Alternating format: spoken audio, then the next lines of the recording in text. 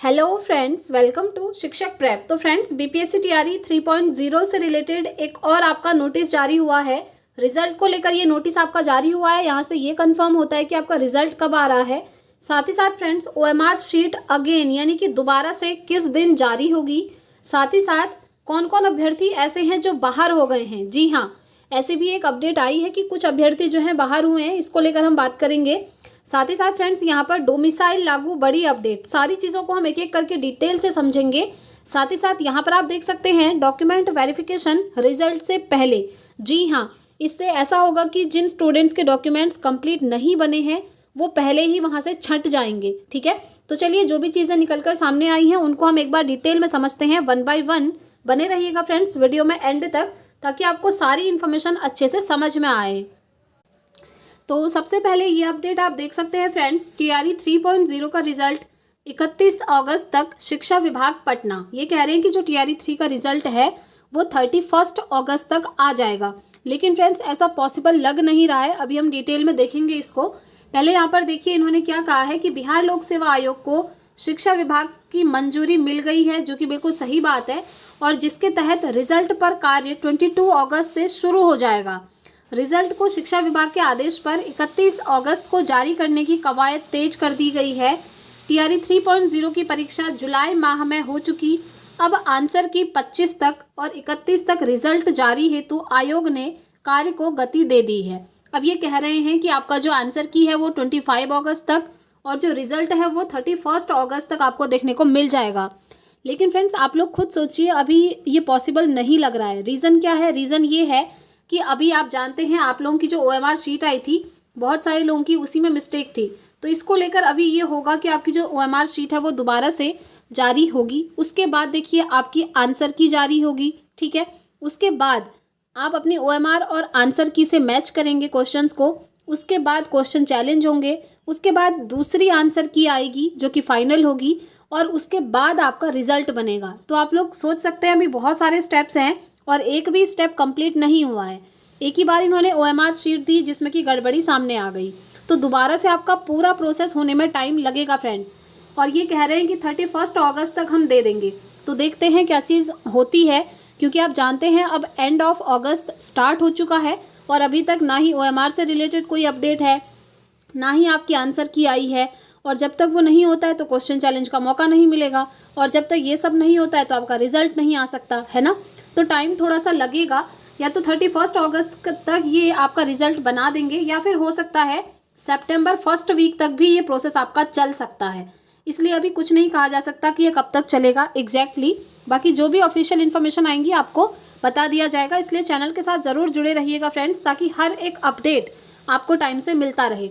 अब एक चीज़ देखिए यहाँ पर फ्रेंड्स, अगर आपका टीआरई 3.0 का रिजल्ट सितंबर फर्स्ट वीक में आता है तो फिर आपका जो टीआरई 4 है ना वो भी थोड़ा सा डिले हो सकता है। वैसे इन्होंने बोला है कि टीआरई 4 ये 2024 में करवा देंगे, और उसमें ज़्यादा ऐसा कुछ है भी नहीं कि नहीं हो सकता, क्योंकि अभी अगस्त एंड है आप जानते हैं, फिर सितंबर है, अक्टूबर है, नवंबर है, दिसंबर है। तो ये अगर चाहें तो आपका 2024 एंड तक टीआरई 4 हो जाएगा। और जैसा कि इन्होंने बोला था, टीआरई 4 का नोटिफिकेशन सितंबर में आपको देखने को मिल सकता है। ठीक है, ये अपडेट फिलहाल आई है, बाकी प्रोसेस आपका चल रहा है। अब देखते हैं क्या चीज़ें निकल कर सामने आती हैं। जो भी आएंगी आपको इन्फॉर्मेशन दे दी जाएगी। अब हम बात करते हैं फ्रेंड्स आपके डॉक्यूमेंट वेरिफिकेशन के बारे में, कि आपका जो डॉक्यूमेंट वेरिफिकेशन है वो रिजल्ट से पहले होगा या बाद में होगा, और कौन कौन से अभ्यर्थी जो है बाहर हो रहे हैं, इसको लेकर भी एक अपडेट आया है। ठीक है, तो सबसे पहले हम बात करते हैं डॉक्यूमेंट वेरिफिकेशन की। तो देखिए, डीवी आपका वैसे तो रिजल्ट से पहले हो जाना चाहिए, मुझे तो फ्रेंड्स यही लगता है। आप लोग कमेंट करके ज़रूर बताएं कि आपको क्या लगता है, रिजल्ट पहले आना चाहिए या डॉक्यूमेंट वेरिफिकेशन पहले होना चाहिए। अब देखिए, मैं ऐसा क्यों कह रही हूँ कि पहले डीवी हो जाना चाहिए। रीज़न ये है कि अभी आप देख रहे होंगे टीआरई 1 और टीआरई 2 के बहुत सारे कैंडिडेट्स अलग अलग डिस्ट्रिक्ट से बाहर किए जा रहे हैं। रीज़न ये निकल कर आ रहा है कि उनके डॉक्यूमेंट इनकम्प्लीट हैं। तो अगर इन्होंने डीवी पहले करवा दिया होता तो पहले ही लोग जो है वहाँ से छंट जाते। वैसे तो बाद में भी डीवी कराया तो अच्छे से डॉक्यूमेंट्स देखना था, इन्होंने नहीं देखा। लेकिन हाँ, अगर डीवी पहले हो जाता है ना तो ऐसे स्टूडेंट्स जिनके डॉक्यूमेंट नहीं है कंप्लीट वो पहले ही बाहर हो जाएंगे।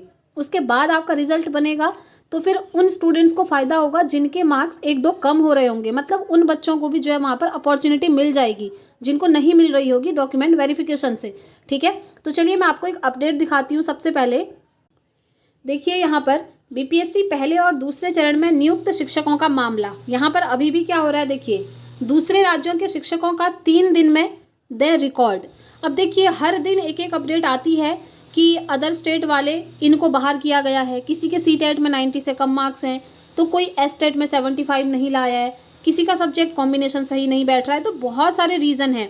तो इसीलिए डॉक्यूमेंट वेरिफिकेशन पहले होना चाहिए ताकि जिनके इनकम्प्लीट डॉक्यूमेंट्स हैं या फिर जिनके फर्जी हैं वो पहले ही बाहर हो जाएंगे, है ना। और मैं आपको ये चीज़ हमेशा बोलती हूँ फ्रेंड्स, जैसे ही आप एग्ज़ाम दे लेते हैं तो उसके बाद आप सीधा अपना डॉक्यूमेंट वेरिफिकेशन के लिए अपने डॉक्यूमेंट्स को रेडी करना स्टार्ट कर दीजिएगा, किसी भी एग्ज़ाम की अगर आप प्रिपरेशन कर रहे हैं तो। क्योंकि देखिए सबसे पहले मैं आपको बता दूँ कौन कौन से डॉक्यूमेंट चाहिए, उसकी मैंने अलग से एक वीडियो बनाई है, उस वीडियो को आप देख लीजिएगा, उससे आपको ये कंफर्म हो जाएगा कि आपको कौन कौन से डॉक्यूमेंट्स अपने बनवाने हैं, ताकि जब डीवी होगा तो आपको बाहर ना किया जाए। ठीक है, और डीवी पहले होने से बहुत अच्छा फ़ायदा होता है फ्रेंड्स, क्योंकि जिनके इनकम्प्लीट डॉक्यूमेंट हैं वो छंट जाएंगे और बाद में अगर रिजल्ट बनेगा ना तो बहुत सारे स्टूडेंट्स का सिलेक्शन होगा और जिनका सिलेक्शन होगा उनको डायरेक्ट ज्वाइनिंग भी दी जाएगी। फिर बाद में ये चीज़ नहीं रहेगी कि इसका डॉक्यूमेंट इनकम्प्लीट है या ये फर्जी है, अब इसको बाहर करो। ऐसे करने से क्या होता है कि बहुत सारी सीट आपकी खाली रह जाती हैं। अभी जो आप देख रहे हैं ना, ये TRE 1 और TRE 2 से बाहर हो रहे हैं। अब आप लोग खुद बताइए ये इतनी सारी सीटों का क्या होगा, ये सब तो खाली हो गई है ना।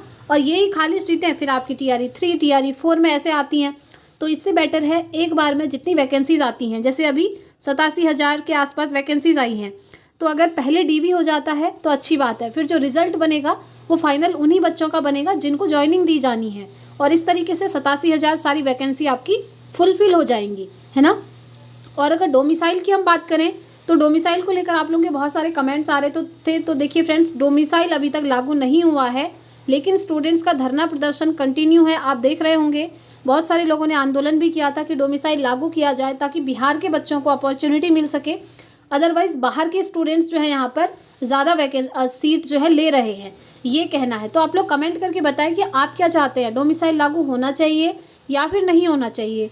देखिए अगर लागू होता है तो बिहार के बच्चों को बहुत ही अच्छा फ़ायदा होगा, और अगर नहीं होता है तो डोमिसाइल लागू नहीं होता है तो फिर ऑल ओवर इंडिया के कैंडिडेट यहाँ पर एलिजिबल हो जाते हैं। और अगर हम अदर स्टेट की बात करें ना फ्रेंड्स, तो अदर स्टेट में भी यही हाल है। कुछ स्टेट जो है अलाउ करते हैं तो कुछ स्टेट जो है अलाउ नहीं भी करते हैं। उत्तराखंड में आप देखेंगे बिल्कुल भी अलाउ नहीं करते हैं अदर स्टेट वालों को।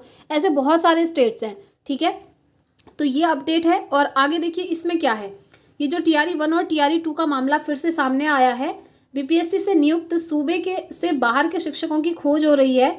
जिले में कितने शिक्षक सूबे के बाहर के हैं, उनकी सूची के साथ ही उनके प्रमाण पत्रों की जांच का आदेश दिया गया। बीपीएससी पहले और दूसरे चरण में नियुक्त शिक्षकों का यह मामला है। राज्य के बाहर के अभ्यर्थियों को किसी भी तरह के अंक में आरक्षण का लाभ नहीं मिलना था, ठीक है। आप जानते हैं अगर आप अदर स्टेट से हैं बिहार को छोड़कर तो आपको कोई भी आरक्षण नहीं मिलेगा, लेकिन यहाँ पर मिल चुका था उस टाइम पे। देखिए विभिन्न जिलों में अंकों पर छूट लेने का मामला सामने आने के बाद मुजफ्फरपुर समेत सभी जिलों में सूबे से बाहर के शिक्षकों के रिकॉर्ड अब खंगाले जा रहे हैं। तो कहने का मतलब है अगर कोई भी स्टूडेंट फर्जी डॉक्यूमेंट के साथ यहाँ पर सेलेक्ट हुआ था ना, तो अब वो सीधे सीधे बाहर होगा, 100% गारंटी है। क्योंकि अभी तक भी डॉक्यूमेंट जो है छंटे जा रहे हैं TRE 1 और TRE 2 के, तो आप सोच सकते हैं। तो इसीलिए फ्रेंड्स आप लोग अपने फर्जी डॉक्यूमेंट कभी भी ना बनाएं। भले ही आपकी जॉब अभी लग जाएगी ना, तो हो सकता है कि 1-2 साल में जब जांच होगी तो आपको बाहर कर देंगे। इससे बेटर है आपके डॉक्यूमेंट क्या होने चाहिए, सही होने चाहिए, ऑथेंटिक होने चाहिए, ठीक है। देखिए सभी BEO को ऐसे शिक्षकों के प्रमाण पत्र के सत्यापन का आदेश दिया गया था। अब तक जिले में सूची नहीं मिली है। 3 दिन का अल्टीमेट सभी BEO को दिया गया है। काउंसलिंग के समय हटाए गए थे दर्जन भर अभ्यर्थी। DPO स्थापना नासिर हुसैन ने बताया कि दोनों चरणों की नियुक्ति में जिले में पदस्थापित अन्य राज्यों के अध्यापकों का फोल्डर उपलब्ध कराने को आदेश दिया गया था। विभाग के निर्देशानुसार जिले के विभिन्न विद्यालयों में पदस्थापित वैसे अध्यापक जो बाहरी राज्य के निवासी हैं उनके प्रमाण पत्रों की समीक्षा की जानी है, ताकि पता चल सके कि विभाग के रोक के बाद भी उन्होंने आरक्षण का लाभ तो नहीं ले लिया। तो इसीलिए फ्रेंड्स यही रीज़न है कि बाद में ये चीज़ें ना हो, इसलिए पहले DV हो जाना चाहिए, ताकि ये बिल्कुल भी पॉसिबिलिटी रहे ही ना कि अब ये कैंडिडेट बाहर किए जा रहे हैं, इनके डॉक्यूमेंट इनकम्प्लीट हैं, ये सब फिर होगा ही नहीं। ठीक है, तो फिलहाल यही अपडेट है फ्रेंड्स। बाकी जो भी अपडेट आएगा हम आपको इन्फॉर्म कर देंगे। अगर आप चैनल पर पहली बार आए हैं तो चैनल को ज़रूर सब्सक्राइब कर लें, ताकि हर एक अपडेट आपको टाइम से मिलता रहे। ठीक है, तो इस वीडियो में इतना ही रखते हैं, मिलते हैं नेक्स्ट वीडियो में। Thanks for watching.